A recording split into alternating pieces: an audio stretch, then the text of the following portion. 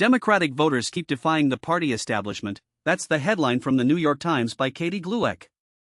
The House Democratic campaign arm, the Democratic Congressional Campaign Committee, has stepped up its interventions in high-profile contested primaries. But this week it suffered its third primary defeat in just 2 months. The latest loss came on Wednesday in a battleground district in Arizona, where Dr. Amish Shah, a moderate Democrat, won the primary over another moderate Democrat who had heavy backing from the DCCC.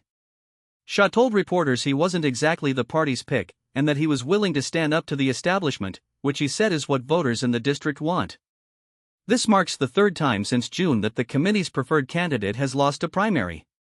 In Maine and California, the DCCC-backed centrist candidates seen as stronger general election contenders.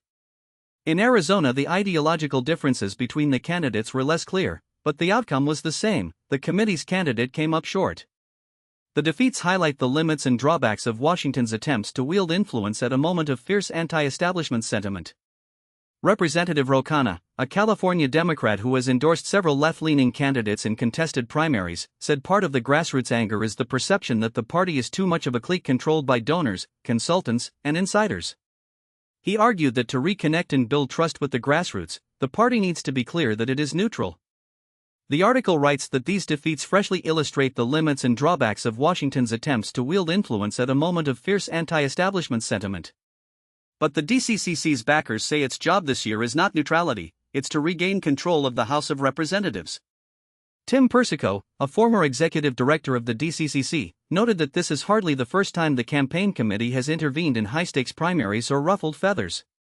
He said it's one of the hardest things to do, but they have to make these calls.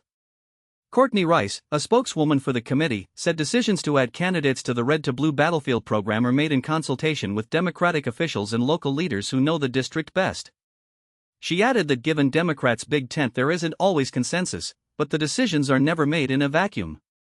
Strong nominees, she said, allow the party to spread resources to more races, expand the battlefield, and deliver the biggest majority possible. Rice also noted that of the 10 contested primaries where the committee has engaged, the track record remains mixed, though the article does not provide the final count. The ongoing tension between the party's campaign apparatus and its grassroots is likely to shape the primary landscape heading into the general election. That's the story for now. Thanks for listening, and we'll catch you next time.